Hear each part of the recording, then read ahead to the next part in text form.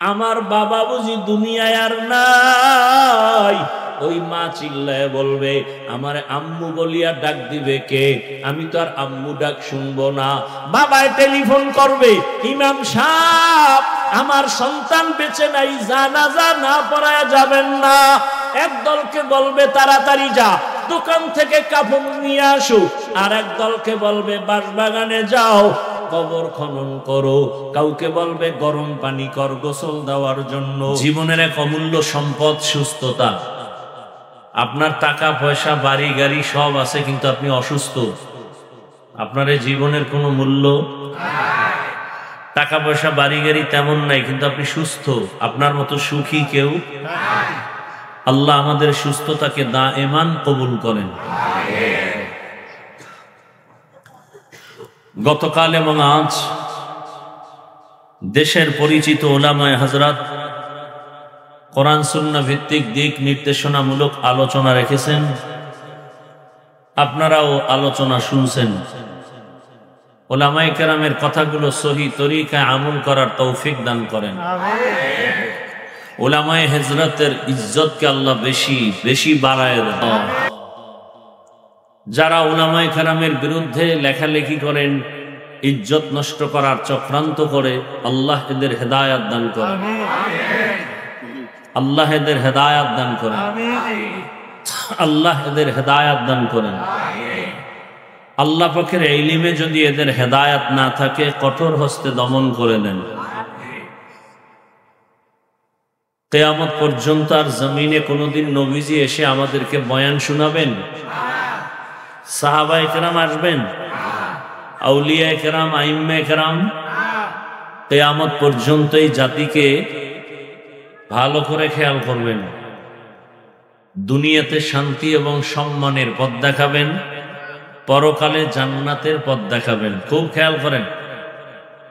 দুনিয়াতে শান্তি এবং সম্মানের পথ দেখাবেন, পরকালে জান্নাতের পথ দেখাবেন। একমাত্র শুধুমাত্র কেবলমাত্র ওলামায়ে আহলে হক। ওলামায়ে কেরাম শুধু আখিরাতে পথ দেখাবেন, দুনিয়া নিয়ে কিছু বলবেন না। খুব বুঝার চেষ্টা করেন। দুনিয়াতে আপনার সংসারে কিভাবে শান্তি আসবে, পরিবারে শান্তি কিভাবে আসবে, আপনি ব্যক্তি হিসাবে শান্তি কিভাবে পাবেন, আপনার ব্যবসার লাইনে কিভাবে শান্তি হবে, চাকরির লাইনে কিভাবে শান্তি হবে, টোটাল দুনিয়ার জীবনটা আপনার সুন্দর কিভাবে হবে, এ বিষয়ে আপনাদেরকে সঠিক নির্ভেজাল নির্ভুল পথ দেখাবেন। এবং মরণের পরে কবরে হাসরে শান্তি আর সম্মানে কিভাবে জান্নাতে যাবেন, এই সব কিছুর পথ দেখাবেন একমাত্র ওলামায়ে কেরাম। আর কেউ না। বলবেন আর কেউ দেখাবেন না কেন? পৃথিবীতে শান্তির একমাত্র কিতাব, শান্তি দিবেন আল্লাহ, এবং সেই শান্তি কোন পথে বুঝাবার জন্য আল্লাহ পাক দুই ব্যবস্থা দিছেন। এক ব্যবস্থা প্র্যাকটিক্যাল, এক ব্যবস্থা থিওরিক্যাল। প্র্যাকটিক্যাল ব্যবস্থার নাম হলো রিজালুল্লাহ, থিওরিক্যাল ব্যবস্থার নাম কিতাবুল্লাহ। আল্লাহর সিলেকশন করা ব্যক্তি, আল্লাহর সিলেকশন করা নির্বাচিত করা কিতাব। কোন মানুষের নির্বাচন করা কিতাব না, কোন মানুষের নির্বাচন করা ব্যক্তি না। কথা বুঝেননি?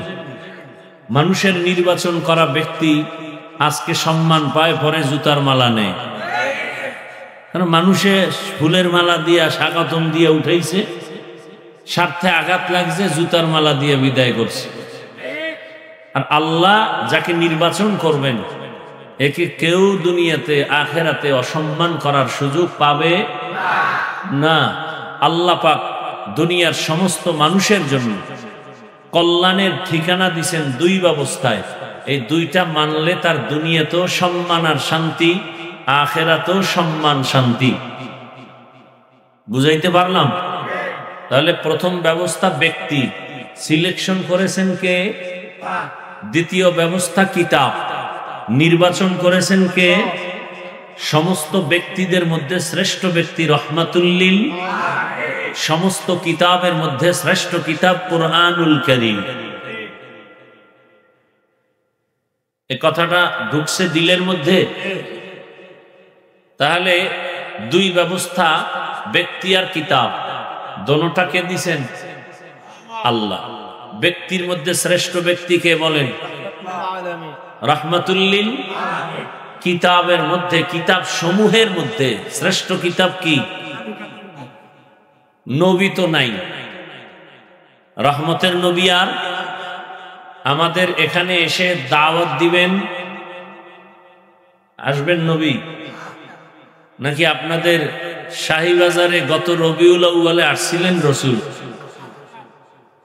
না, খেয়াল করেন না মনে হয়। নবী আসছিলেন? কি বলেন না?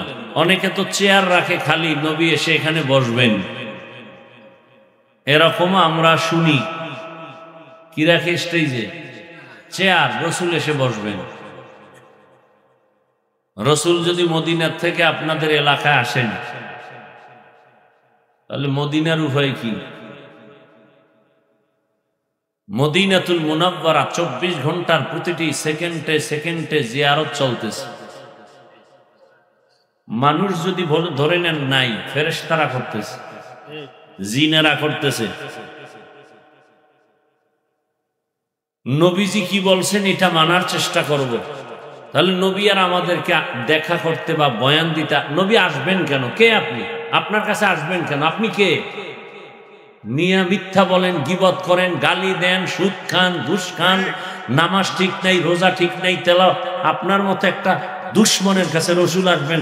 রসুল এত ছোট মনে করছেন আপনি? ধান্দাবাজির আর জায়গা পান না। রসুল আপনার আমার মতো নাপাক মানুষের কাছে আসবেন না। রসুল ঠেকা আমার কাছে, তা রসুল আসবেন কেন? বরং রসুলের ইজ্জত মোহাব্বত কি? আল্লাহ রসুল বলেন, আমি রওজা মোবারকে আছি জিন্দা। কি না? আবার অনেকে বলে মরা। যারা বলে রসুল কবরে রওজায় মরা, ওর ইমান মরা, তাদের ইমান মরা। রসুল জিন্দা, কিয়ামত পর্যন্ত জিন্দা অবস্থায় কবরে বা রওজা মোবারকে নামাজের হালাতে রসুল থাকবেন আর আল্লাহর মারেফতের মজা নিবেন। আরো আস্তে করে বলেন। নবী নিজে বলেন, ক্বালা রাসূলুল্লাহ সাল্লাল্লাহু আলাইহি ওয়া আলিহি ওয়াসাল্লাম, আল আম্বিয়াউ আহইয়াউন ফি কুবুরিহিম ওয়া ফি রাওয়ায়াতিন ইউসাল্লুন। সব নবীরা কবরে জিন্দা, নামাজরত অবস্থায় আছেন। কেমনে, কিভাবে, কাইফিয়ত কি, সিস্টেম কি, এ বিষয়ে আল্লাহ ভালো জানেন। সব জায়গায় আঙ্গুল দেওয়া ঠিক না। বেশি বুঝতে গেলে জেহেন, মাথার তারমার ছিঁড়ে হ্যাং হয়ে যাবে। বুঝেন না কথা? অনেকে আল্লাহরে নিয়ে গবেষণা করতে করতে করতে করতে মাথা নষ্ট হয়ে গেছে। এখন এমন অবস্থা, কথা কোন কি বলে তারও কোনো ব্যালেন্স থাকে না। সব জায়গায় ব্রেন খাটানো ঠিক। আচ্ছা, আপনার একটা প্রশ্ন দিয়ে যায়, এই শাহীবাজারের মুসলমানের একটা প্রশ্ন দিয়ে যায়। 1 বছর টাইম, যারা নিজেদেরকে অনেক জ্ঞানী ভাবেন তাদের কাছে, বিশেষ করে যারা আল্লাহর হুকুমের উপরে অন্ধের মতো চলেন তাদের কাছে না, যারা হুজুর দেখলে একটু প্রশ্ন করে, ইসলামের কথা শুনলে একটু প্রশ্ন করে, আটকাইতে চায় ভাব, এরকম কিছু মানুষ আছে না? আছে। হুজুর দেখলেই বলবে, হুজুর কেমন আছেন? ভালো। মুসা নবীর মায়ের নামটা কোন তো? এ নামাজ মোড়েও পড়ে না, মসজিদেও যায় না, বারবার হিসাব চায়, দানও করে না। এরকম বেয়াদব আছে না? নাই।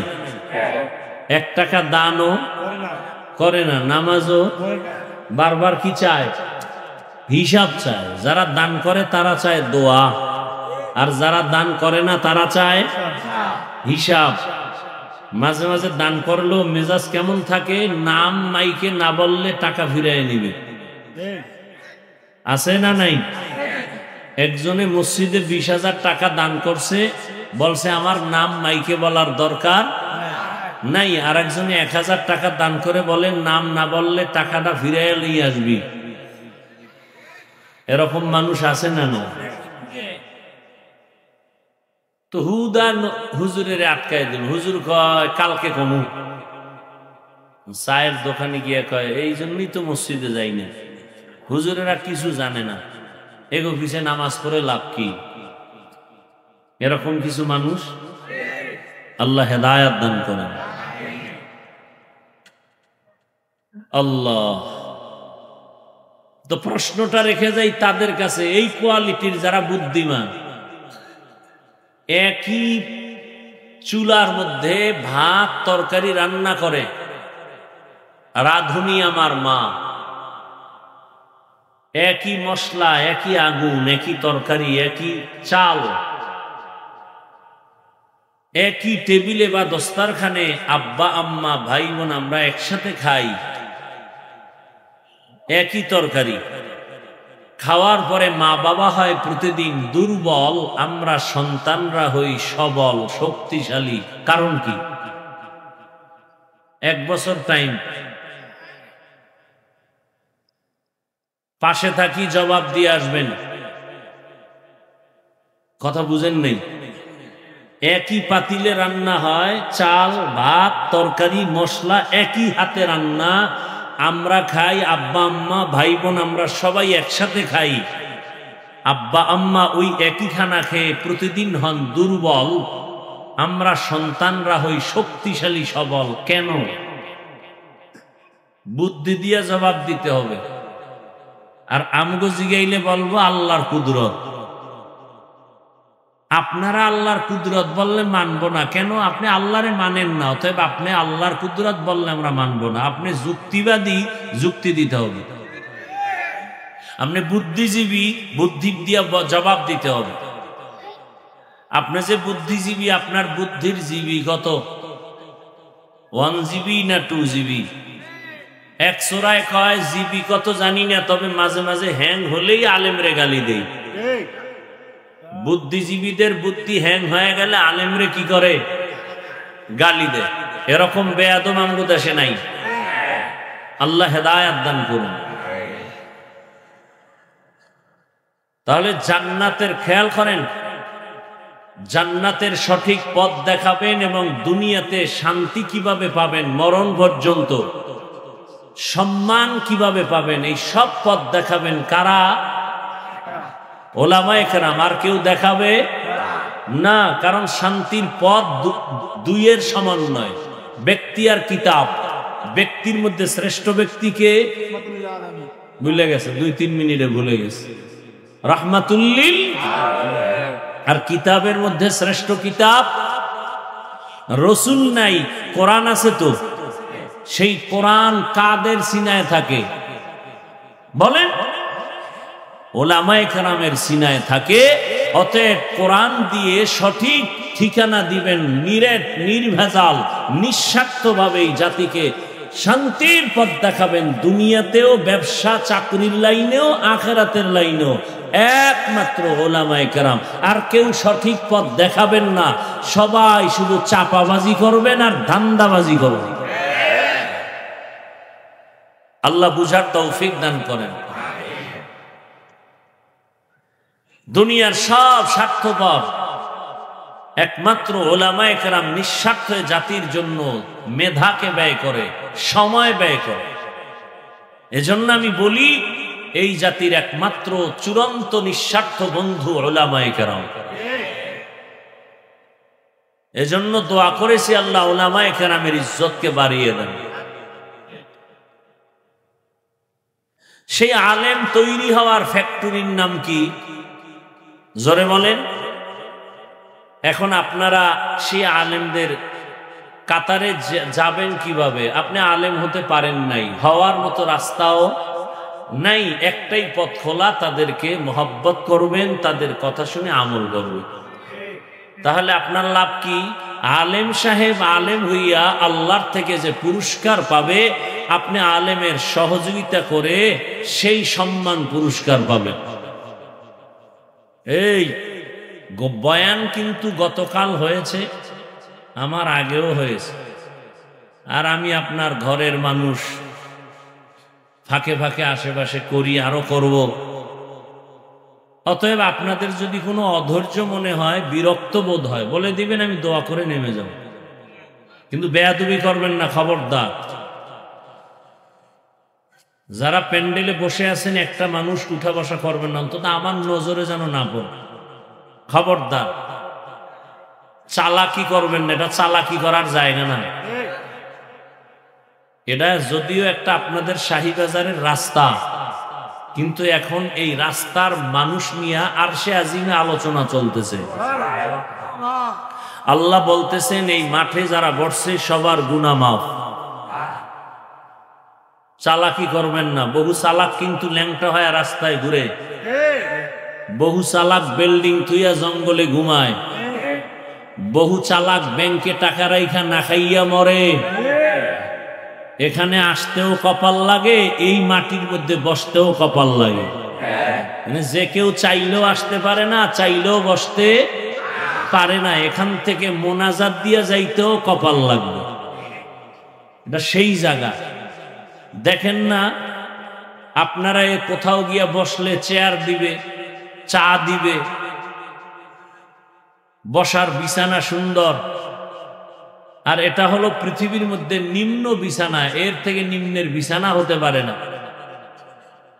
কষ্ট করে আসছেন, পায়ে হেঁটে, গাড়ি ভাড়া দিয়া, নাস্তারও কোনো চিন্তা নাই, ক্ষুধা আছে, ক্ষুধার চিন্তা নাই।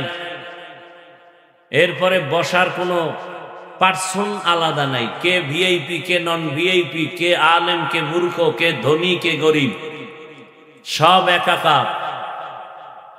এতগুলো মানুষকে নিয়ন্ত্রণের জন্য কোনো প্রশাসন নাই। হ্যাঁ, এটা কেমনে সম্ভব? ইসলাম মানলে সম্ভব, ইসলাম মানলে সম্ভব। আর ইসলাম না মানলে এতক্ষণে কি পরিমাণ চেয়ারের বাইরে বাইরে শুরু হইতো। কি বিষয়টা? প্যাকেট পায় নাই। কি পায় নাই? প্যাকেট না পায়া কিলাকিলি শুরু, নিজেদের মধ্যে কিলাকিলি। প্যাকেট কম পাইছে, খাওন কম পাইছে।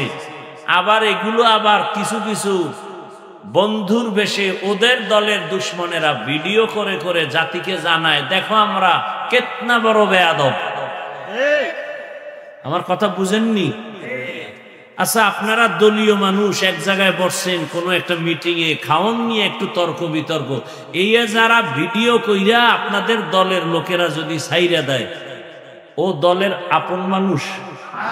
বলেন, এই দল করেন আপনারা। আল্লাহ হেদায়াত দান করেন, আল্লাহ হেদায়াত দান করেন। অথচ এখানে খাওয়ানো নাই, কিলাকিলিও, কোনো টেনশনও নাই। কারো পেটে ক্ষুধা লাগছে যে তাড়াতাড়ি বাসায় গিয়া খাইয়া আবার আসি, এই মন অন্তরে এই ধারণা আছে?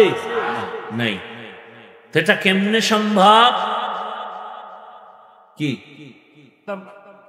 ইসলাম মানলেই কি সম্ভব? তাহলে একমাত্র শান্তির ঠিকানার নাম ইসলাম। বলেন, একমাত্র শান্তির ঠিকানার নাম ইসলাম। নাই, শান্তিও নাই। সোজা কথা, কোনো প্যাচ নাই। অতএব এই শান্তির ঠিকানা কোরআন হাদিস অনুযায়ী দেখাবেন এই জাতিকে উলামায়ে কেরাম।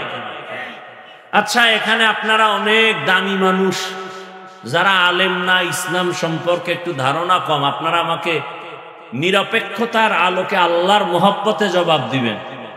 আমি কোনো দলের ব্যানারে বয়ান করি না, আর দলের নেতাও না। বুঝাইতে পারছি?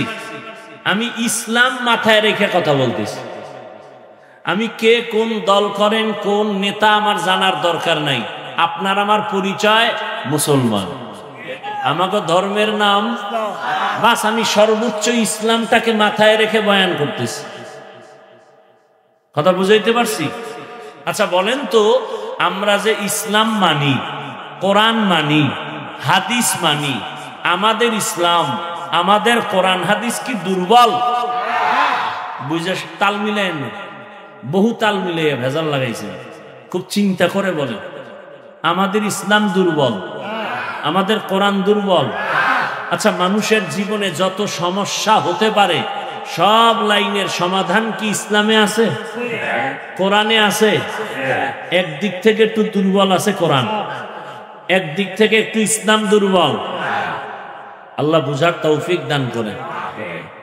ভাইরা আমার, এক বিধর্মী জিজ্ঞাসা করলো আপনাকে, ভাই আপনাদের ইসলামটা কেমন, আপনাদের নবী মুহাম্মদ কেমন, আপনাদের কোরআন কেমন? বলে অনেক ভালো, অনেক। বলে যেমন? কয় আপনি ব্যক্তি হিসাবে যদি আপনি কোনো সমস্যায় পড়েন, সমাধান ইসলাম দিছে, কোরআনে আছে, হাদিসে আছে। আচ্ছা বলবে তাহলে আমার ব্যবসার লাইনে কোনো সমস্যা হলে সমাধান কি ইসলামে আছে? আপনি কি বলবেন? পূর্ণাঙ্গ আছে না অপূর্ণাঙ্গ? আচ্ছা, এরপর বলবে চাকরির লাইনে সমাধান কি আপনারা বলেন আছে? আচ্ছা, সংসারের লাইনে সমস্যার সমাধান আছে। হঠাৎ করতে করতে যদি বলে রাষ্ট্রের সমস্যার সমাধান, তখন আপনি বলবেন না এ বিষয়ে আমি ইসলামটা একটু দুর্বল গেছে, সব বুজুর্গ হয়ে গেছে, ফেরেশতা। হ্যাঁ, রাষ্ট্রের ব্যাপারে আমগো কোরআন একটু দুর্বল, রাষ্ট্রীয় ব্যাপারে সমাধান দেওয়ার ক্ষেত্রে ইসলাম দুর্বল। হ্যাঁ, আপনারা কি দুর্বল ইসলাম মানেন? তাহলে যারা অনেকে চায়ের দোকানে বসে বসে বলেন এই রাজনীতির মধ্যে ধর্মকে টান দিবেন না, বলে না? বলে না? তাহলে আমি ইসলাম ধর্মের মধ্যে কি রাজনীতি বা ইসলামের রাষ্ট্রের নীতি নাই? তাহলে আপনি কি বুঝাইলেন? আল্লাহ হেদায়েত দান করুন। দাবি করি মুসলমান, আল্লাহরে মানতে কষ্ট, জানি শান্তির ঠিকানা ইসলাম, মানি না। আপনি না মানলে হুজুর দিয়া দোয়া করাইলে কি হবে? হেদায়েত বড় কঠিন জিনিস। আরে আমি হাফিজুর রহমান তো মানুষই না, বক্তা ঠিক,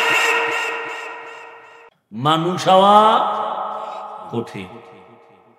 আল্লাহ আমাদেরকে মানুষ হওয়ার তৌফিক দান করেন। আমরা তো ওই মানুষের কাতারে নাই। যারা মানুষ, আল্লাহ নিজে দয়া করে তাদেরকে জান্নাতের টিকিট দিয়েছেন দুনিয়াতেই। এবং শুধু মানুষ না, মানুষ গড়ার কারিগর রহমতের নবী। সেই নবী কেমন নবী? যার চেহারার দিকে এক নজর দিলে জাহান্নামের আগুন হারাম। কেমন রহমতের নবী? যেই রহমতের নবীর চেহারার দিকে একবার তাকাইলে পেটের ক্ষুধা থাকে না। কেমন রহমতের নবী? আম্মা জান আয়েশা রাদিয়াল্লাহু আনহা বলেন, রহমতের নবী রাস্তা দিয়া যখন চলেন, নবীজির ঘাম থেকে মিশকের ঘ্রাণ আসে।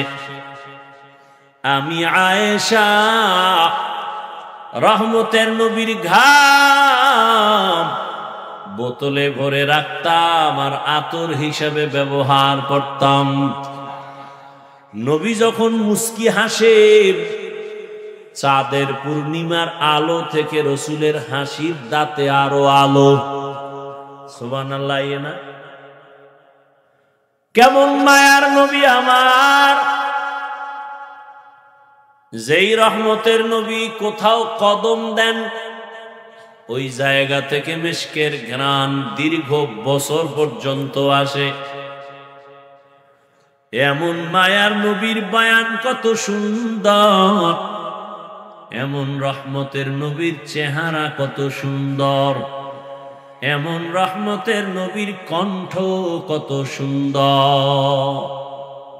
সেই নবীকে দেখলো, বয়ান শুনলো, একই দস্তারখানে বসে খাইলো, পাশাপাশি থাকলো। একদিন আর একবার না, টানা 13টা বছর, এরপরেও কপালে কালেমা জুটে নাই। এর নাম কপাল। এর নাম কি? 13 বছর বয়ান শুনছে, একই দস্তারখানে খাইলো, দেখলো জানলো আব্দুল্লাহর সন্তান মুহাম্মদ কেমন। সব জানার পরে, বয়ান শোনার পরেও কালেমা পড়ে নাই। এমন নিকৃষ্ট বেঈমান কপাল পোড়ার নাম জানেননি? বলেন। আবু জাহাল, আবু গর্বসুরত আদমি ইনসাবুদে अहमद अबू जहलो हामेक साबुदे आदमीरा आदमीयत लाज़िमास औतेरागर बुना बशत ही जमास। एर नाम कफाल। 13 বছর বয়ান শুনে কালেমা পড়ে না। আর অন্যদিকে এক 27 বছরের যুবক তরবারি নিয়ে যায়, নবীকে জবাই করবে। কয় বছরের? 27 বছরের যুবক তরবারি নিয়ে দৌড়ায়, নবীকে জবাই করবে। গিয়া রহমতের নবীর চেহারা মোবারক দেখে তরবারি ফালায় কয়, রহমতের নবী আমাকে মাফ করে দেন, কালেমাওয়ালা মুসলমান বানায় দে। এমন সান কপালওয়ালার নাম জানেননি? নাম কি? আতিনা ফি দারে দুনিয়া না হাসান, আতিনা ফি দারে উকবা না হাসান, ইয়া গিয়াসাল मुस्तगीसीन हतीना लफ्तिखारा बिलउलूम वल्गिना। हर गोरी दे नेको तू तैयार है, जो न मांगे उससे तू बेजार है। 13 বছর বয়ান শুনে কালেমা পড়ে না। 27 বছরের যুবক তরবারি নিয়ে নবীরে জবাই করতে গিয়া কালেমাওয়ালা হয়ে গেল। এর নাম কফাল। এর নাম কি? কফাল। বহুদিন প্রচারণা চলতেছে, বহুদিন ধরে শাহী বাজারে বয়ান হবে, মাহফিল হবে। এত প্রচার, অনেকে আসার নিয়ত করিয়াও আসতে পারে নাই। এরকম নাই কেন? বলে কপাল। কেন? আর এক দল বয়ানের নামে বাড়ির থেকে আসছে, কিন্তু এই বেহেশতের প্যান্ডেলে বসতে পারে নাই। কেন? বলে কপাল। এরা কোথায়? বলে এরা দোকানে বসে গল্প করে, আড্ডা দেয়, আর বেগানা নারী যুবতী দেখে কবিরা গুনাহ করে। আছে না নাই? আর এক দল কপালওয়ালা প্যান্ডেলে বসছে, কিন্তু বয়ান শোনার কপাল নাই। বলে কেন? বলে একটা মোবাইল সামনে রাখিয়া কলবের দরজাটারে বন্ধ করে দিয়েছি। এরাও কপাল। এগো কি কপাল।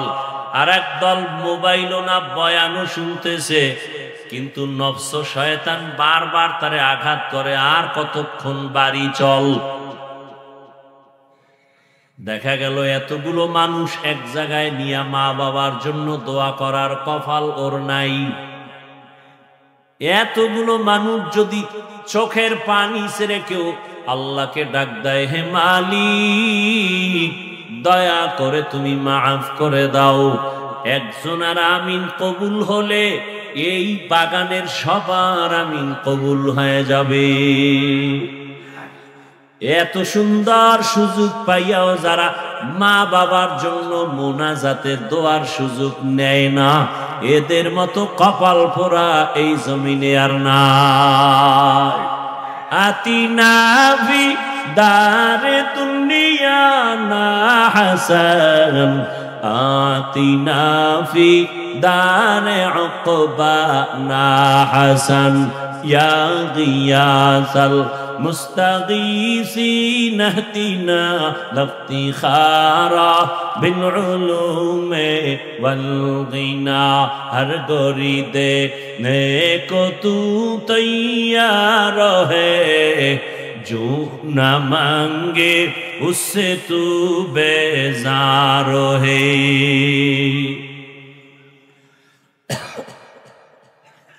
সাউন্ডটা যে কানে স্পষ্ট আসবে, অনেক ধাক্কা জোর দিয়া বলার পরে সাউন্ড। এত কষ্ট করে কথা বলা যায়? এবার বলেন তো, আপনারা দোয়া করে যাওয়ার কি কপাল নিয়ে বসবেন, না তার আগেই হাত দেখান লাগবো? না এই চালাকি কত বছর দেখাই আমাকে ধোঁকা দিছে, আর কত দিবে? কয় ভাই আপনার দাওয়াত, আলহামদুলিল্লাহ। কয় আপনার বাড়ি? কয় নাউজুবিল্লাহ। আপনারা তো সেই মুসলমান। জিন্দেগি মে বন্দগি তু কার নাহি, जिंदगी में बंदगी तू कर नहीं, जिंदगी पे बंदगी शर्मिंदा है, जिंदगी पे बंदगी शर्मिंदा है। दुनिया में हो दुनिया का ताल्लुगार न हो, बाजार से गुजर हो खरीदार न हो, ये दुनिया एक मिसल कागज़ फूल है, ये दुनिया एक मिसल कागज़ फूल है, जिंदगी में बंदगी तू कर नहीं,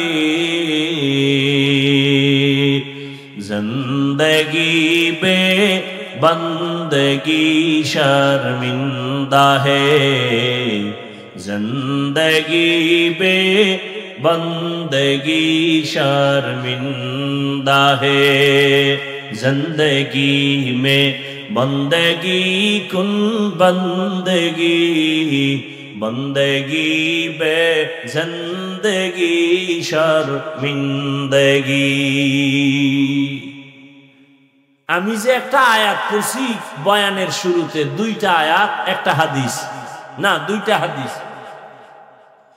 সেই শুরুতে দুই আয়াত দুই হাদিস দিয়ে আজকে বয়ান করব। তার এখন পর্যন্ত ধারেও যেতে পারি না, অর্ধেক বয়ান হয়ে গেছে। এই অর্ধেক বয়ান কি করলাম, প্যান্ডেল আর আপনাদের মনোযোগকে ঠিক করলাম এই অর্ধেকটাই নিয়ে। কার কপাল আবু জাহাল মার্কা আর কার কপালটা ওমরের মতো, এটা টের পামু মোনাজাত পর্যন্ত। এতক্ষণ কপাল ঠিক করার বয়ানে অর্ধেক শেষ। বাংলা বুঝেননি? এবার বুঝেন আপনারা কেমন চান কপাইল্লা, যে শুধু আপনাদের অন্তরের মনোযোগটা এদিকে ঘুরানোর জন্য একুরেট ভাবে কিছু কথা শুনবেন, সেই মন ঠিক করার জন্য আমার এত টাইম গেল। এরপরেও যদি কেউ উঠিয়া যায়, এরপরেও যদি কেউ অমনোযোগী হয়, তাহলে বুঝা গেল আবু জাহাল এখনো মরে নাই। দেখতে থাকবেন মোনাজাত পর্যন্ত ওমরের কপালওয়ালা কারা আর আবু জাহিল্লা কপালওয়ালা কারা, দেখতে থাকবেন। তবে দোয়া করি আল্লাহ ওমরওয়ালা কপাল আমাদেরকে দান করুন। এইবার আমার আয়াত আর হাদিসের তরজমাটা বলি, তারপরে কিছু ব্যাখ্যা আপনাদের আগ্রহের উপরে ইনশাআল্লাহ। মোনাজাত পর্যন্ত ধৈর্য হবে। আল্লাহ তৌফিক দান করেন। ইয়া আইয়ুহাল্লাযীনা আমানুত্তাকুল্লাহা ওয়াকুলু কাওলান সাদীদা। আল্লাহ বলেন, হে মুমিন, তোমরা আল্লাহকে ভয় করো, তাকওয়া অর্জন করো এবং জবান দিয়া যা বলো সঠিক শালীন ভাষায় বলো। লাভ, ইউসলিহ লাকুম আমালাকুম ওয়া ইয়াগফির লাকুম যুনুবাকুম। দুইটা লাভ হবে। এক নাম্বার লাভ, তোমার যাবতীয় ভুল ভুল আমলগুলো আমি সঠিক করে দিব।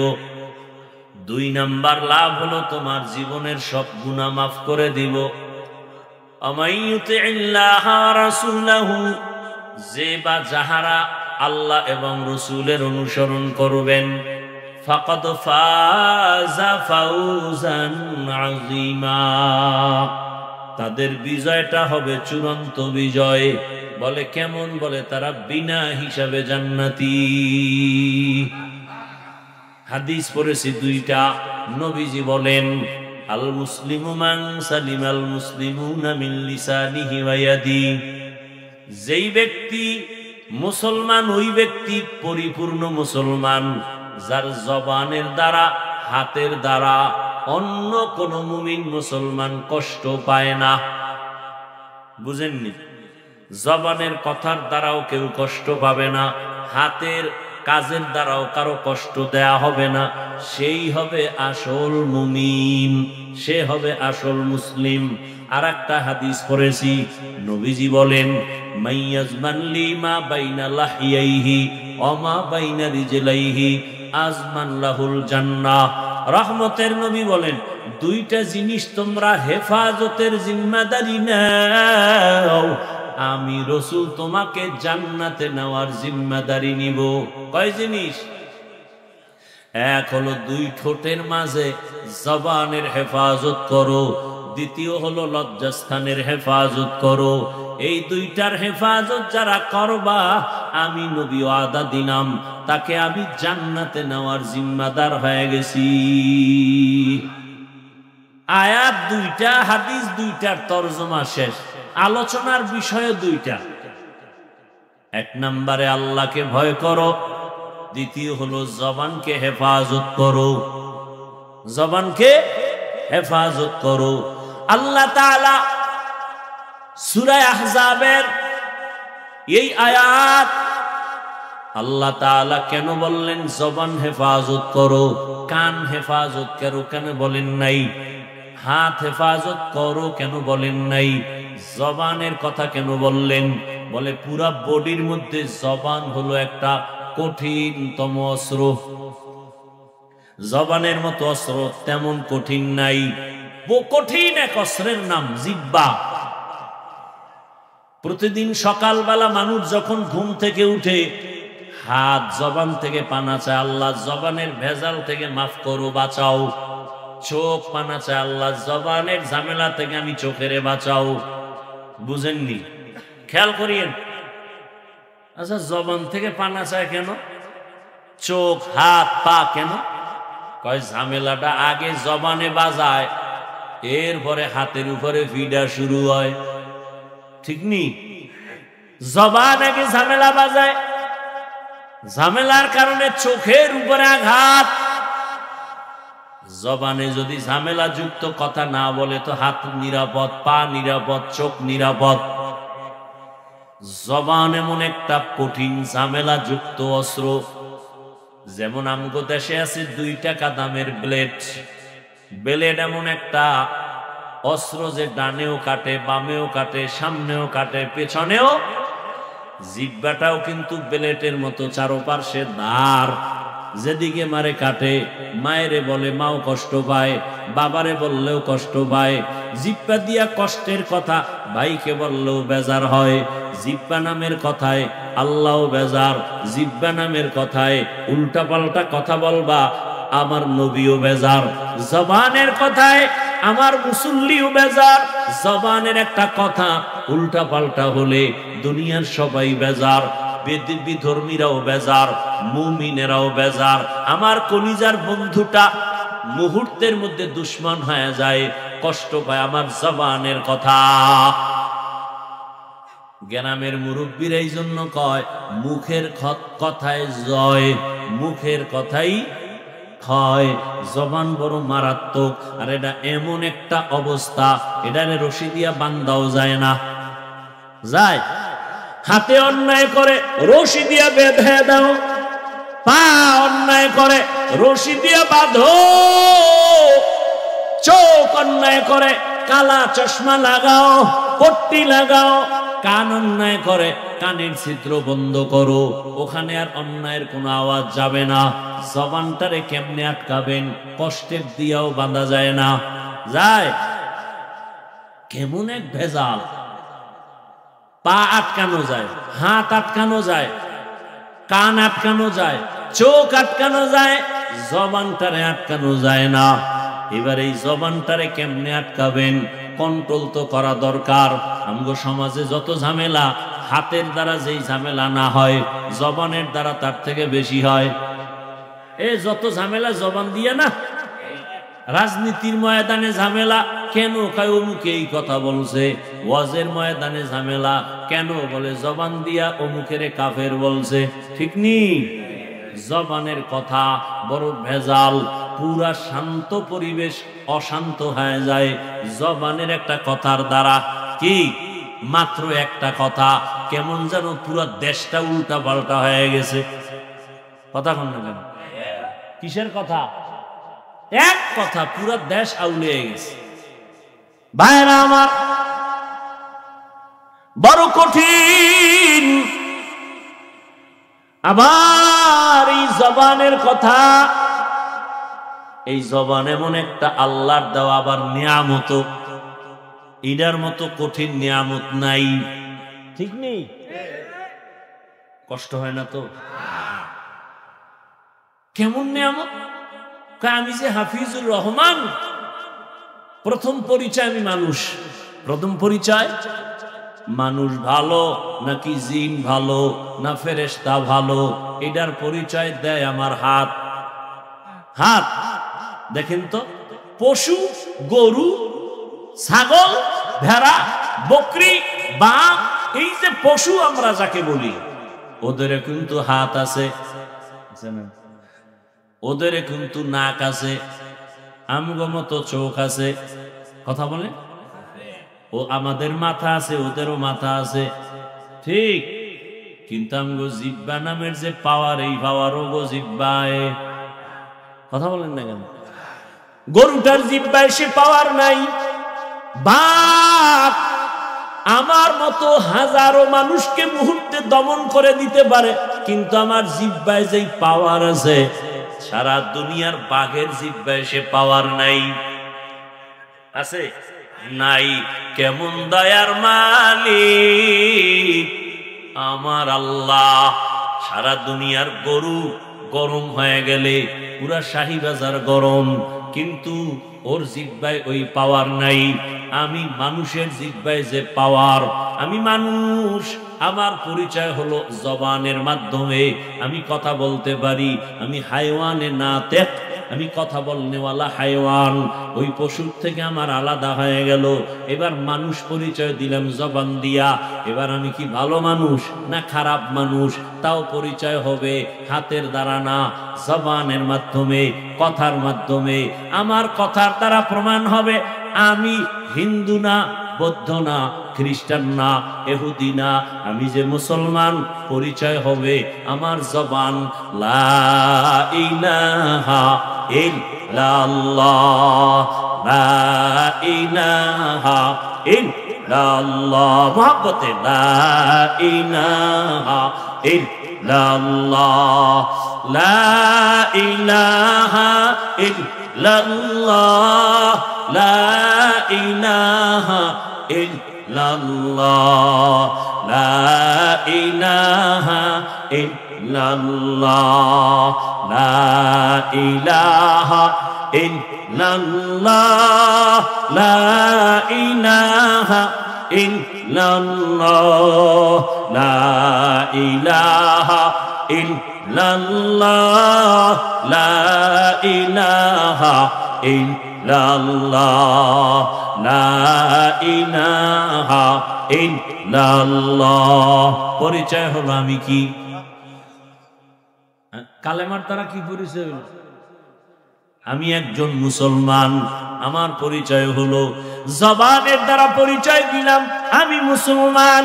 ঈমানের প্রথম সিঁড়ি হলো ইকরার বিল লিসান। জবানে স্বীকার করো, কালেমা পড়ো, তাহলে প্রমাণ হবে তুমি আমি কি? মুসলমান। এবার মুসলমানের মধ্যে আমি আলেম নাকি আমি গায়রে আলেম, আমি কি শিক্ষিত আমি কি অশিক্ষিত, প্রথম পরিচয় হবে আমার জবানের কথার মাধ্যমে, ঠিক নেই? এরপরে আলেম পরিচয় হলো, এরপরে আমি ভালো আলেম না খারাপ আলেম, আমার কথার মাধুর্যতায় পরিচয় দিবে আমি সন্তান ভদ্র নাকি অভদ্র, আমি সভ্য নাকি অসভ্য, আমি সুন্দর নাকি অসুন্দর, আমার আখলাক কেমন, আমার আমল কেমন, আমার কথার দ্বারা প্রথম পরিচয় হবে, ঠিক কিনা? তাহলে জবান কত বড় নেয়ামত। আসেন আরো একটু বুঝাবার চেষ্টা করি। দুনিয়াতে আসার পরে এই যে মাউত সামনে নিয়ে কথা বলি, বিদ্যুতের বাতি জ্বলে, আমার কথাগুলো টেনে টেনে হর্ন আমার কথা দূরে সরায়, এই মাইক বন্ধ হয়ে যাবে, লাইট বন্ধ হয়ে যাবে, ইউনিট নষ্ট হয়ে যাবে, ইউনিট মাইক নষ্ট হয়ে যাবে, পুরান হয়ে যাবে, অকেজ হয়ে যাবে, পার্টস নষ্ট, ফেলে দেওয়া হবে। এরপরও সচল থাকলেও সারা রাত মাইক চালানো যাবে না, আবার চালাইতে গেলে ফ্যানের বাতাস দিয়া ঠান্ডা করো, না হয় মেশিন গরম হয়ে গেলে তার মার ঘুরে যাবে, আওয়াজ আর চলবে না। কিন্তু তাকায় দেখো হে মুমিন, এই দুনিয়াতে আসার পরে জিহ্বা নাড়াইয়া কত হাজার কোটি কথা সাপ্লাই দিলাম। কে? কত হাজার কোটি কোটি কথা সাপ্লাই হলো এই জিহ্বার দ্বারা। ভালো করে বুঝো, এই জবানের দ্বারা এত কথা সাপ্লাই হলো। একবারের জন্য আমার গাল ব্যথা করে, ঠোঁট ব্যথা করে, মাথা ব্যথা করে, জিহ্বা নামের এই অস্ত্রটা কখনো ব্যথা করে না। এরে আল্লাহর বান্দা, আমি গাড়ি চালাই, আমার গাড়ি এখান থেকে টেনে দেশের আর এক প্রান্তে আমাকে নিয়ে যায়, এত যে দৌড়াই, গাড়িটার চাক্কা চলে, ওই গাড়ি চালানোর জন্য একটা ইঞ্জিন আছে না নাই? গাড়ি কি ইঞ্জিন ছাড়া চলে? একটা ইঞ্জিন আছে, তবে ইঞ্জিনটাও এমনি চলে না, এটারে তেল দেওয়া লাগে, শেষ হয়ে গেলে আবার তেল, শেষ হয়ে গেলে আবার অকটেন, আবার পেট্রোল, আবার ডিজেল, না হয় আবার গ্যাস ঢুকাও। আল্লাহ যে আমার এই জিহ্বা নামের একটা মেশিন দান করেছেন, এই জিহ্বা নাড়াইয়া নাড়াইয়া আমি আমার হাত দিয়া মায়ের যত কাজ করি, এই খেয়াল করেন, আমি আমার হাতের দ্বারা মা বাবার যত কাজ করে দেই, মা বাবা ওই পরিমাণ খুশি না। জিহ্বা দিয়া আম্মু বইলা ডাক দিলে মা যেই পরিমাণ খুশি। একটা সন্তান জিহ্বা দিয়া আম্মু ডাকবে না, খালি কাজ করবে, মা বাপ খুশি হবে না। শিশু বেলা থেকে যখন আমি কথা বলতে জানি না, কথা বলা যখন শুরু করছি, ওই সময় আমার ছোট মুখে আম্মু ডাকের মজা আলাদা, ঠিক নেই? ওই সময়ের আমার আব্বু ডাকের মজা আলাদা, এখন যে ডাকি সেই মজাও আলাদা। ওই সময়ের মজা এমন মজা, ওই সময় যেই বাচ্চাগুলো আব্বু বলিয়া ডাকে না, ওই সময় যেই বাচ্চারা আব্বু বলে ডাকে না, বাবার মনে বড় কষ্ট। আমাদের কাছে অনেক আল্লাহর বান্দারা দোয়ার জন্য এসে কয়, আমার সন্তানের 5 বছর, আব্বুও কয়া ডাকে না, আম্মু বলে ডাকে না। বারবার মনে চাই সন্তানেরটা আব্বু বলে ডাকবে, আম্মু বলে ডাক দিবে। জবান দিয়ে কথা বলো, কথা বললেই খুশি। আল্লাহ বলে, দেখ বান্দা, এই জিহ্বা নাড়াইয়া কত কোটি কোটি কথা বলতেছি, 1 সেকেন্ডের জন্য জিহ্বা ব্যথা হয় না, কথা বন্ধ হয় না।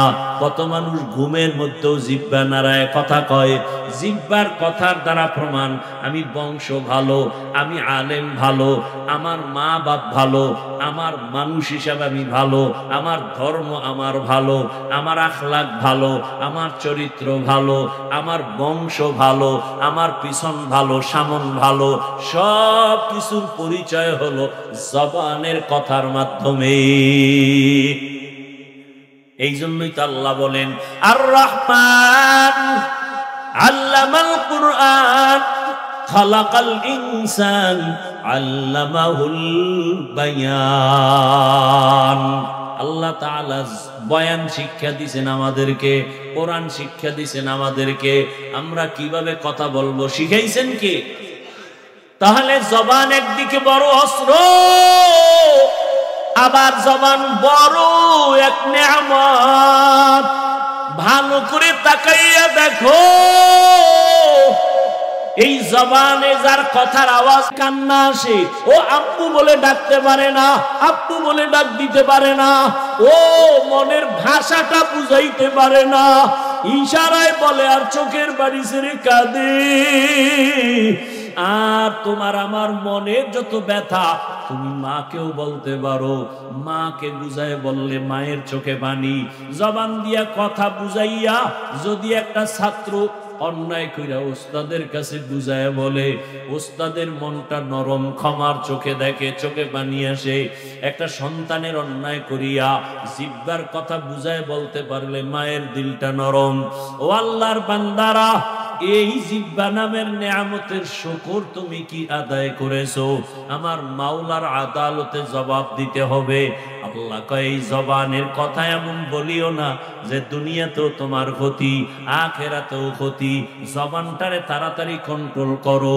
জবানের দ্বারা মানুষের মাঝে মাঝে এমন বেফাহেশ কথা বের হয়, জবানের কথায় হঠাৎ আমার কলিজার বন্ধুটা দুশ্মন হয়ে যায়। জবানের একটা কটু কথায় আমার মা বাবা পর্যন্ত আমাকে বরদোয়া করে, আমার আপনজনেরা দূরে সরে যায়।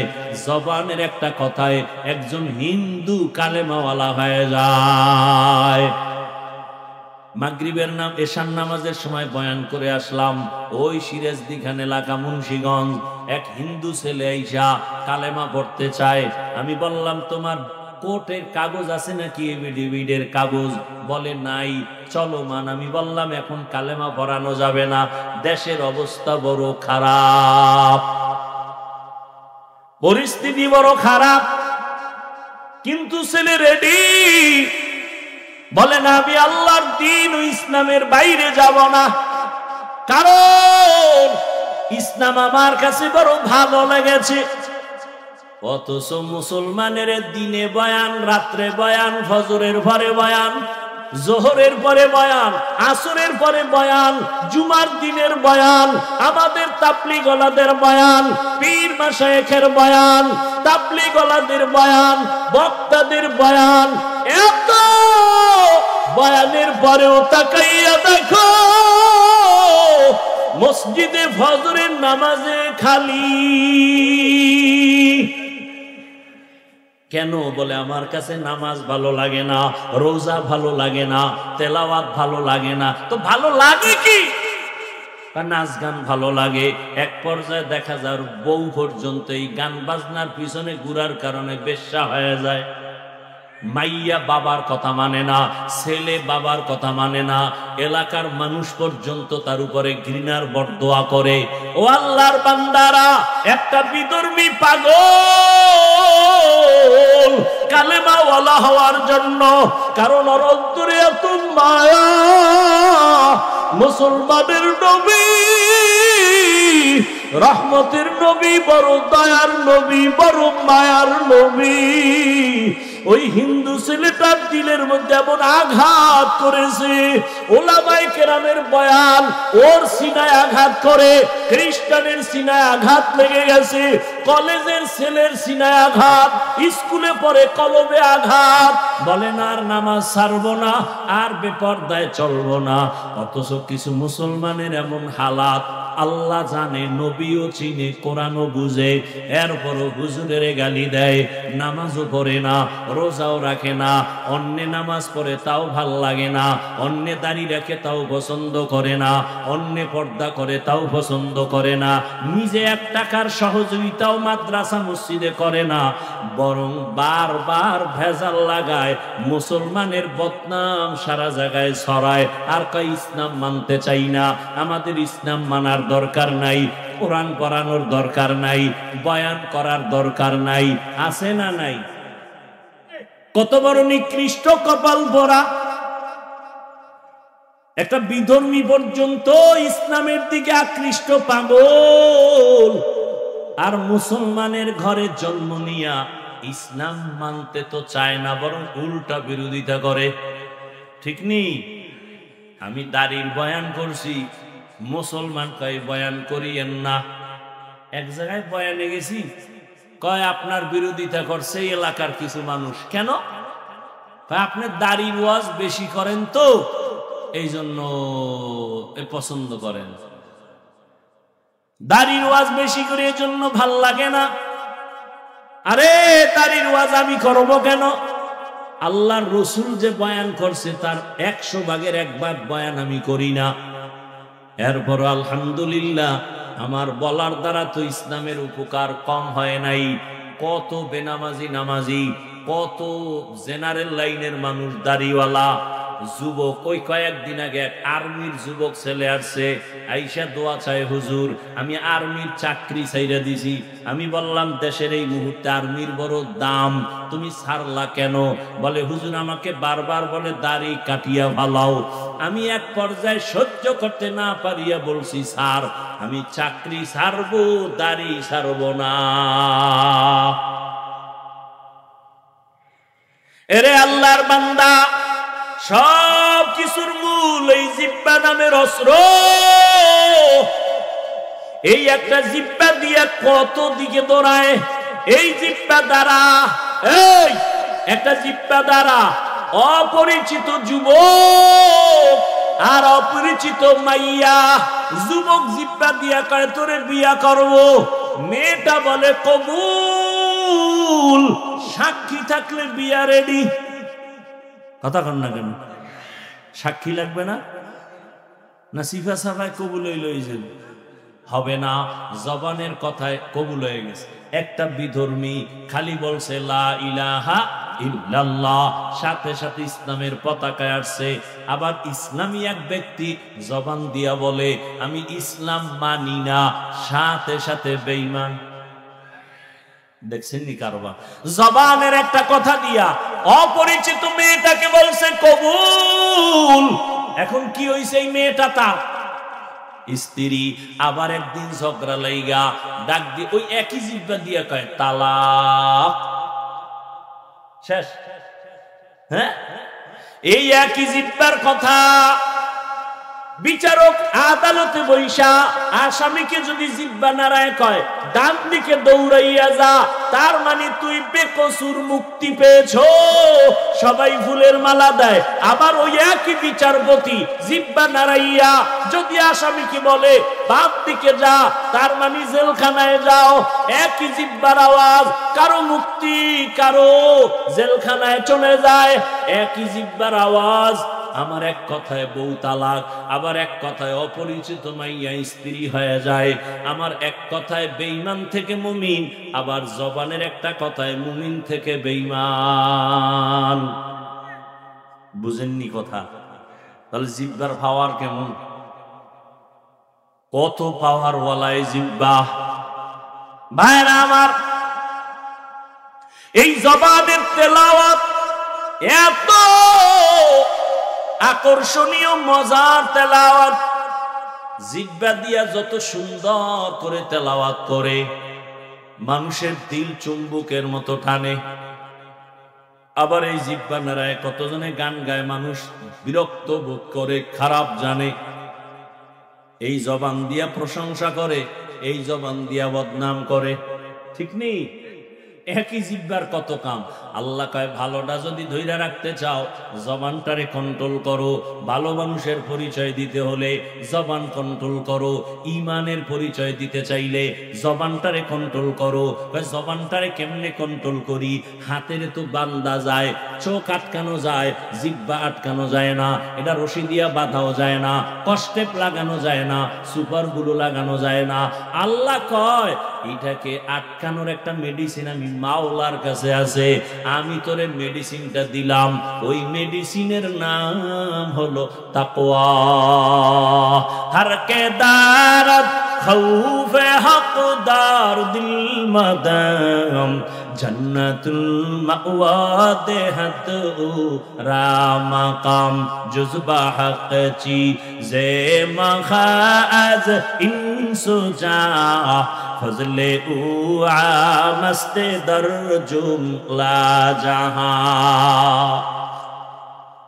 ভাইরা আমার, আল্লাহ তাআলা বলেন এই জিহ্বা কন্ট্রোল করার একমাত্র মেডিসিনের নাম তাকওয়া।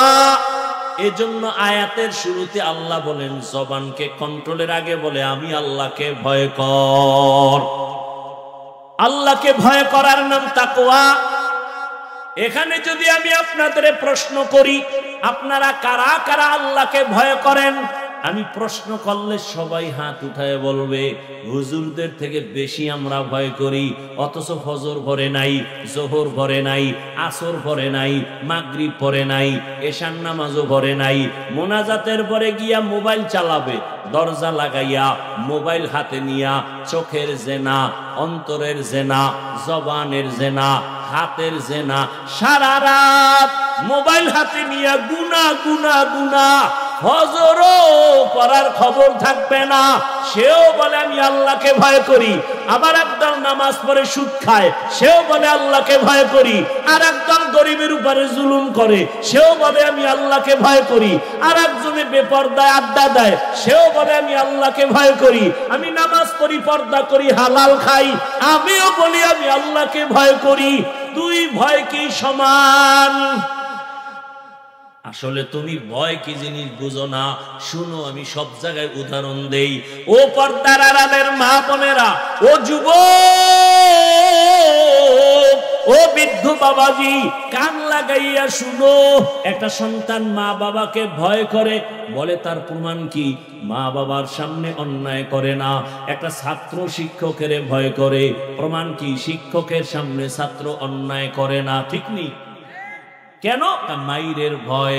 আল্লাহর কসম, জমিনে কোন আল্লাহর গোলাম যদি আসলেই আল্লাহকে ভয় করেন, ওই বান্দা গলায় ছুরি লাগাবে, দাড়ির মধ্যে কোনোদিন অস্ত্র লাগাবে না।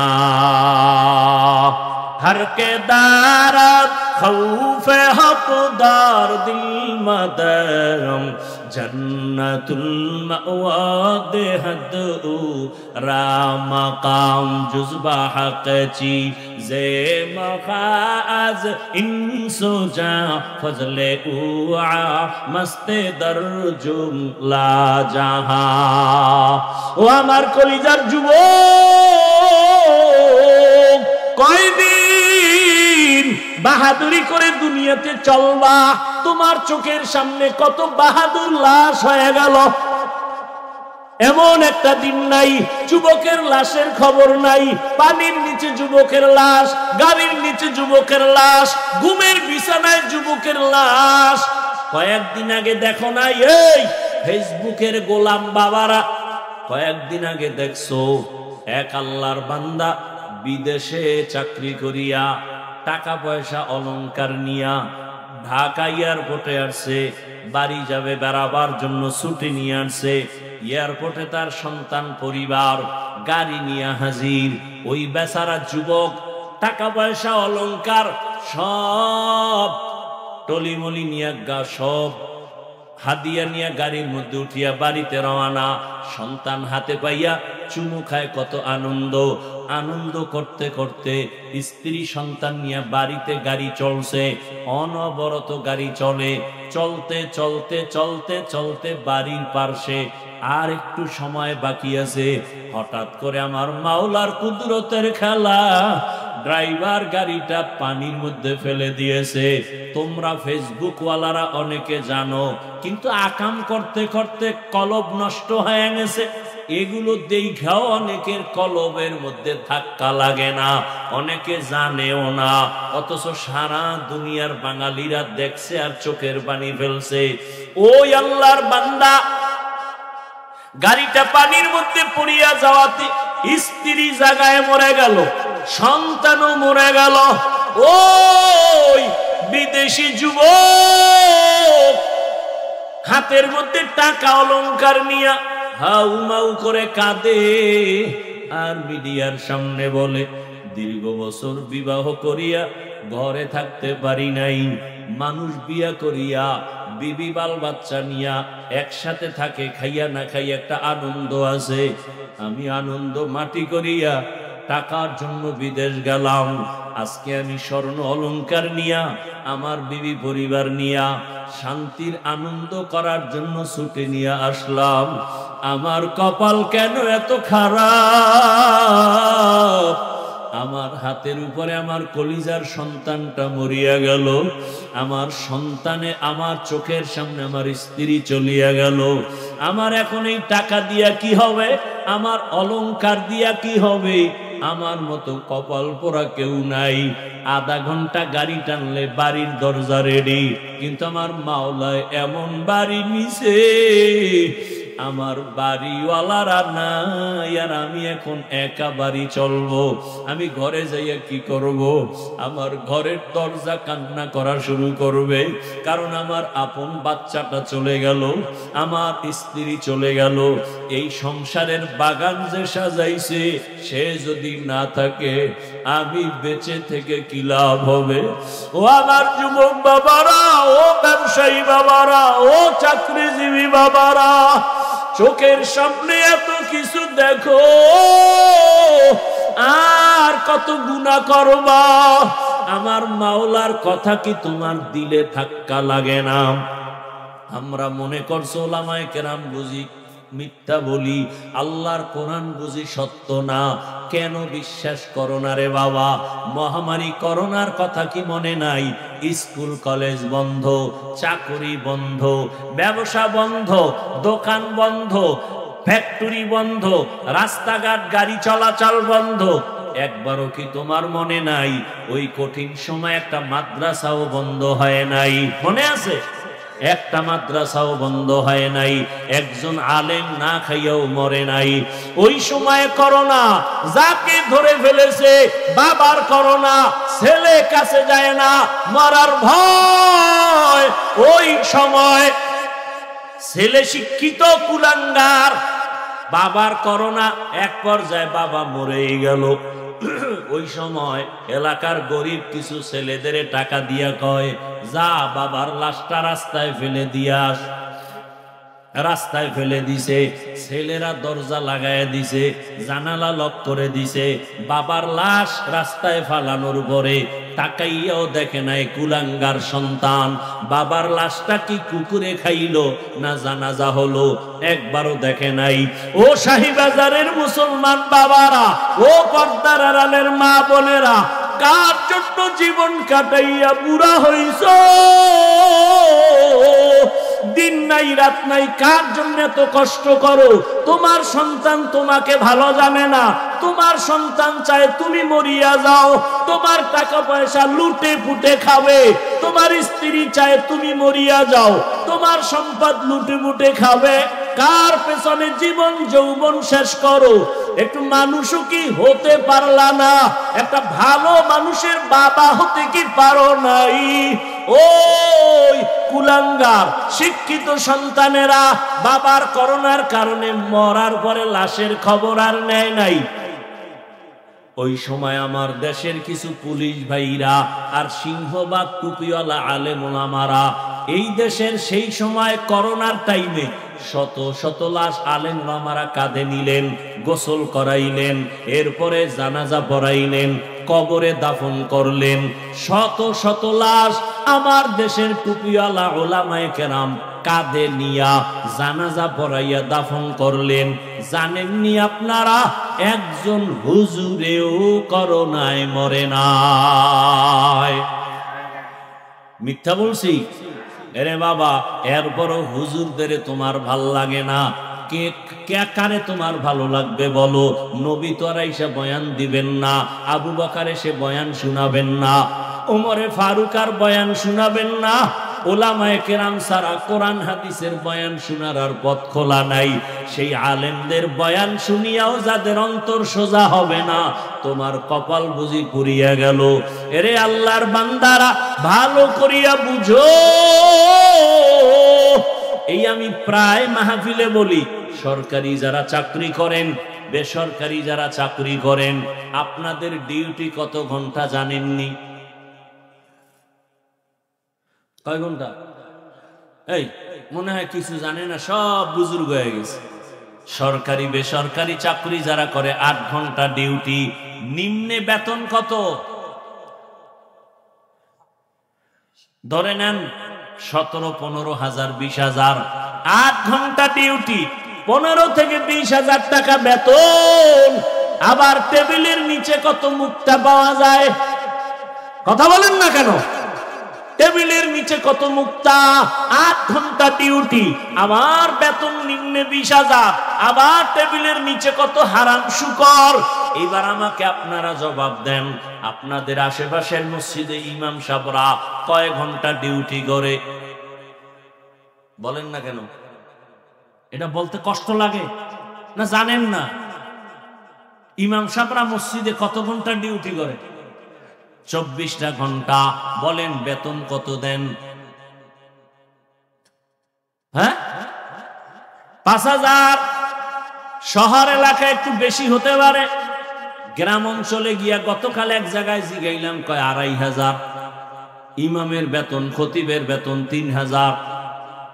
24 ঘন্টা ডিউটি, তাও আবার রিমান্ডের মতো রাখে। রিমান্ড, জোহরের নামাজে ইমাম সাহেব নাই, রাস্তায় খাড়াইয়া আসরের সময় কয়, ও ইমাম সাহেব, জোহরের সময় গেছিলেন কই? ইমাম সাহেব কয়, কে তুমি? আমি রিক্সা চালাই। তোমার এত পাওয়ার কেন? কয় মাসে 5 টাকা বেতন দেই। এরকম বেয়াদব নাই? 24 ঘন্টা ডিউটি, বেতন 5000। উঁচু পর্যায়ে থাকলে 10,000, তাও মাসে মাসে দেওয়া হয় না। বাকি আর বাকি। সভাপতি দেয় 100 টাকা। কথা বল না কেন? সেক্রেটারি দেয় 50 টাকা। এইভাবে খয়রাত কইরা কইরা উঠাইয়া একজন ইমাম খতিবের বেতন দিতে হয়, রিমান্ডের মতো রাখে। বলেন এর মতো জুলুম কি দুনিয়াতে আর হতে পারে? 24 ঘন্টা ডিউটি। ইমাম সাহেবের মনে হয় একটু ওভার টাইম আছে গার্মেন্টসে, না? হ্যাঁ, দুনিয়ার সব ওভার টাইম করে, ইমামের 24 ঘন্টায় ওভার টাইম কই? এরপর ইমাম সাহেব এই জুলুমের শিকার হইয়া কোনদিন কাউরে গালি দিছেনি? কোনদিন জুমায় বলছে, আপনারা যদি আমার বেতন 30,000 না করেন, আসরের নামাজের থেকে এই সূরাগুলো উল্টা পড়া হবে? বলছে? কোনদিন কোন কমিটির বিরুদ্ধে মানববন্ধন করেছে? করে নাই। বরং যখনই মোনাজাত দেয়, কলিজা করে দোয়া করে, আল্লাহ এলাকায় শান্তি দাও, অসুস্থ রোগী সুস্থ বানাও, কবরওয়ালাদের জান্নাত দাও, ব্যবসায়ীদের ব্যবসায় বরকত দাও। এরপরেও এই জমিনে যারা বলে হুজুরেরা খারাপ, আমি বলি তোমার 14 বংশের রক্ত সবার খারাপ। রক্ত ভালো না, তাড়াতাড়ি রক্তের চিকিৎসা কর, রক্তের ভিতরে ক্যান্সার ঢুকেছে। ও আমার আল্লাহর বান্দারা, ও মায়ার নবীর উম্মতেরা, কয়দিন জবানটাকে কন্ট্রোল করো। কেমনে কন্ট্রোল করবা? তাকওয়ার রশি লাগাও, আল্লাহর ভয়। আর এই তাকওয়ার ঠিকানা কোথায়? বলে উলামায়ে কেরামের কলবে তাকওয়া, উলামায়ে কেরামের সোহবতে তাকওয়া। আল্লাহর ওলি যারা, যাদের বয়ানে দিল নরম হয়, চোখে পানি আসে, আমল বেড়ে যায়, এমন আল্লাহওয়ালাদের কাছে যাও, দেখবা তোমার দিল সোজা হয়ে যাবে। আল্লাহর মোহাব্বত ওয়ালা বান্দাদের কাছে যাও। আর আখিরাতের কথা ভাবো, মরণ মরণের কথা ভাবো। আজকে শাহীবাজারের বয়ান রাত্র 12টা পর্যন্ত মানুষ বসে বসে বয়ান শুনে। ও যুবক, আগামীকাল এই বাগান আর থাকবে না। তুমি এখন সুস্থ, বুঝাবার জন্য বলি, হতে পারে কালকে তুমি হবা হসপিটালের রোগী। না হয় এমনও যদি হয়ে যায় আল্লাহ পাক তোমাকে নিয়ে যাবেন। তুমি গিয়া বাসায় মোবাইল চালাইয়া যখন দরজা লাগায় ঘুমাবা, 10টা 11টায় আম্মু যখন ডাকবে, হঠাৎ দেখবে আওয়াজ নাই। ও বাবা, তোমার আজরাইল আসিয়া জীবনটা নিয়ে গেল। মা একটা চিৎকার দিয়া বলবে, মায়ের অন্তরে আঘাত লাগছে। মা চিল্লায় বলবে, আয় আমার বাবা বুঝি দুনিয়ায় আর নাই। ওই মা চিল্লায় বলবে, আমার আম্মু বলিয়া ডাক দিবে কে? আমি তো আর আম্মু ডাক শুনবো না। বাবায় টেলিফোন করবে, ইমাম সাহেব আমার সন্তান বেঁচে নাই, জানাজা না পড়ায়া যাবেন না। একদলকে বলবে তাড়াতাড়ি যা, দোকান থেকে কাপড় নিয়ে আসো। আর এক দলকে বলবে বাঁশবাগানে যাও, কবর খনন করো। কাউকে বলবে গরম পানি কর গোসল দেওয়ার জন্য। ওই যে উত্তরায় মাইলস্টোন স্কুলে বিমান দুর্ঘটনা, কত বাচ্চা চলিয়া গেল, আগুনে পুড়িয়া গেল। আমার জুমার মসজিদের এক মুসল্লি সেদিন দেখা, আমি বললাম ভাই, তার একটা মেয়ে বাচ্চা ওই কলেজ স্কুলে পড়ে। দুপুর বেলা মা আনার জন্য গেল, বাচ্চা অন্য দরজা দিয়া রাস্তায় এসে দাঁড়ানো, মা আর এক গেট দিয়া ভিতরে গিয়া আটকে গেছে, আর আসতে পারে নাই। বিমানের আগুনে ঝলসে সে জায়গায় মারা গেল। ওই বাচ্চা বারবার বলে, ওই বাপ আমার আপন বন্ধুকে বললাম, ভাইজান আপনার ছেলে মেয়ের খবর কি? ওর মা তো দুনিয়ায় নাই। লোকটা কর্তব্য বিমূঢ় হইয়া চোখের কোঠায় পানি, বলে হুজুর কি বলবো? বাচ্চাগুলো আমারে দেখে, কিন্তু ওই বাচ্চা ছোট মেয়েটা যে স্কুলে পড়তো, ও বারবার বলে আমি আম্মু বলে কারে ডাক দিব? আমারে আম্মুর আদর কে দিবে? ওরে আমি তো বুঝতেছি ওরা টাকা দেই, খানা দেই, পোশাক দেই, যা কিছু দেই না কেন, ওই বাচ্চাদের মনের মধ্যে একটা জ্বলন জ্বলতে আছে। ওদের কেমন যেন কিসের অভাব। টাকাও দেই, খানাও দেই, কিন্তু ওই বাচ্চাগুলো এতিমের মতো ডানে একবার তাকায়, বামে তাকায়, বলতে পারে না ওরা তো দেখি আমার সব আছে কিন্তু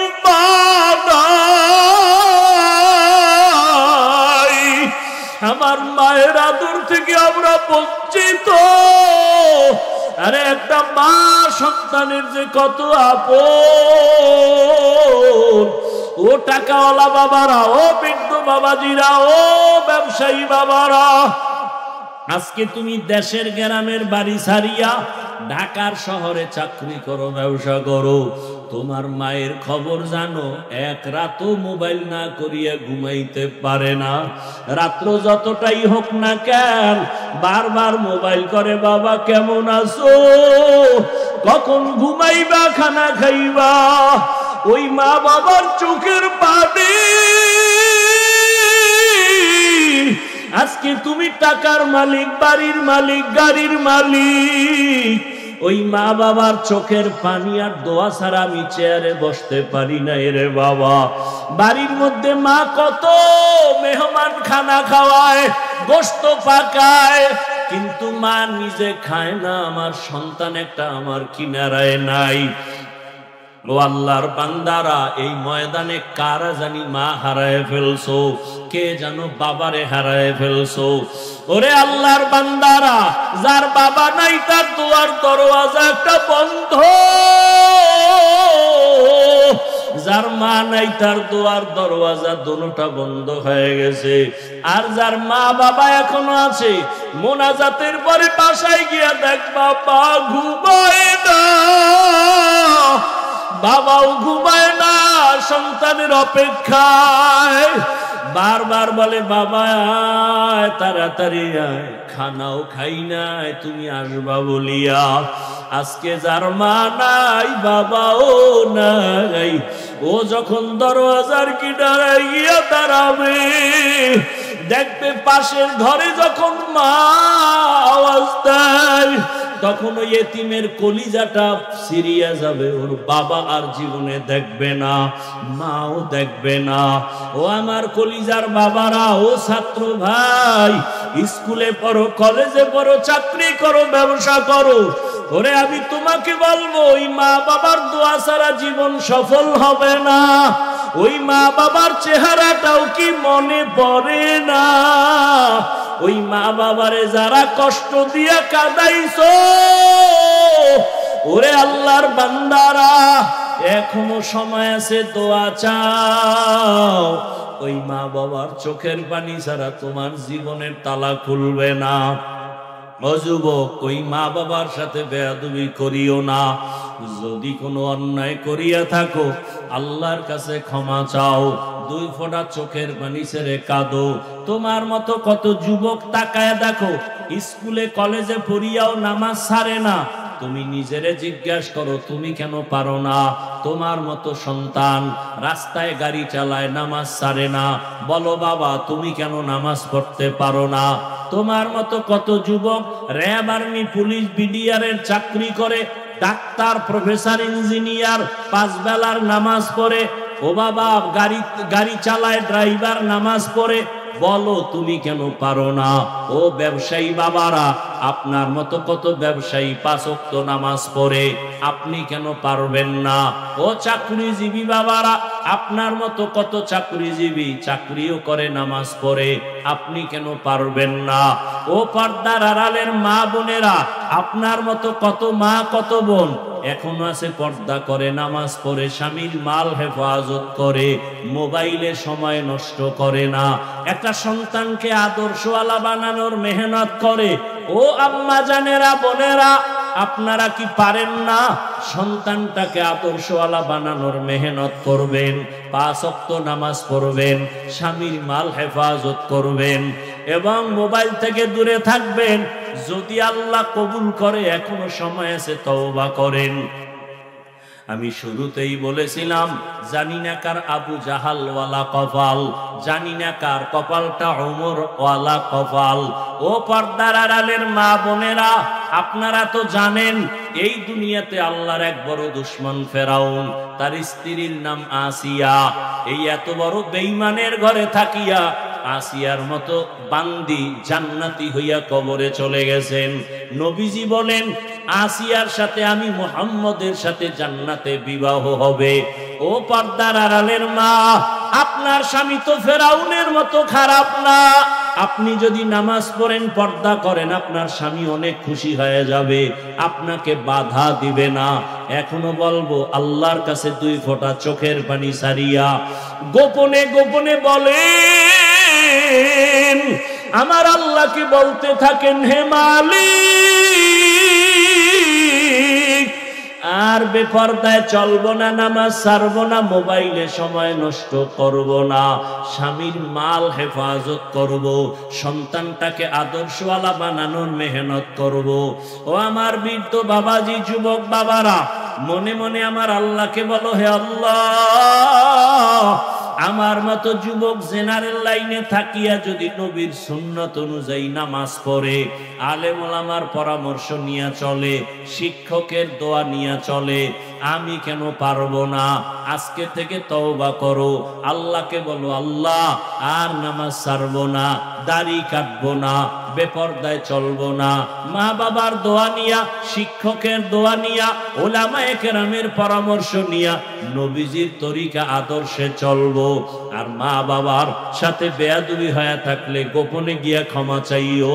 মা বাবার কাছে ক্ষমা চাইলে সম্মান কমে যাবে না। শিক্ষকের সাথে বেয়াদবি যদি হয়ে থাকে, ক্ষমা চাইও। শিক্ষকের কাছে ক্ষমা চাইলে সম্মান যাবে না। ও যুবক, ঘরে গিয়া মাকে বলবা, মা আজকে শাহী মহল্লার দিকে ওয়াজ মাহফিলে গেলাম, কত যুবকের দেখলাম চোখে পানি, আমার চোখে কেন পানি আসে নাই? মা, মনে হয় আল্লাহ বেজার হয়ে গেছে। মা, আমি তোমার সাথে অনেক বেয়াদবি করেছি, আজকে তওবা করে আসছি, আর বেয়াদবি করব না। তুমি আমার মাথায় হাত দিয়া দোয়া করে দাও। ও ও যুবক, যদি মাকে বলতে পারো, দেখবা মায়ের চোখে পানি, মা কান্না করে বলবে বাবা আয়, মাথায় হাত দিয়ে ডাক দেবে, ও আরশে আজিমের মালিক, আমার কলিজার সন্তানটাকে তুমি কবুল করিয়া নাও। মা যদি মাথায় হাত দিয়া দোয়া করে, আমার আরশে আজিমে কবুল। ও যুবকেরা, বাবারে পাইলে দোয়া চাও, মা বাবার দোয়া ছাড়া কপাল খুলবে না।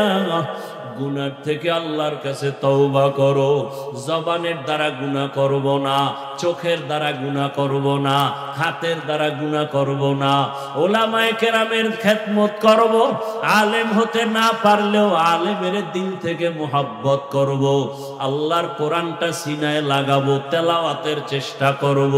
ও আল্লাহর বান্দারা, তওবা করার যদি অন্তরে নিয়ত থাকে, মুনাফিকি না থাকে, খাঁটি অন্তরে তওবা করলে আমার মাওলা কুদরতের দ্বারা কবুল করে নেবেন। তওবার নিয়ত যাদের আছে, মুনাফিকি নাই, আল্লাহর মুহাব্বতে তওবার নিয়তে দুটো হাত আমার আল্লাহকে দেখায় দাও। আয় আল্লাহ, হাতগুলো কবুল করে নেন, তওবা কবুল করে নেন, তওবার উপরে মজবুত হইয়া চলার মতো তৌফিক দান করেন, আমিন। যুবক বাবারা, আজকে এই শাহী মহল্লার আমার যুবকেরা কত মেহনত করিয়া আজকে আয়োজন করলেন। এরা যদি চাইতো একটা নাচ গানের প্যান্ডেল সাজাবে, পারতনি, কিন্তু ওরা নাচ গানের প্যান্ডেল সাজায় নাই। আমার এই কলিজার যুবকদের কিয়ামত পর্যন্ত, মরণ পর্যন্ত এই দিনের খেদমতের জন্য কবুল করেন, বলেন আমিন।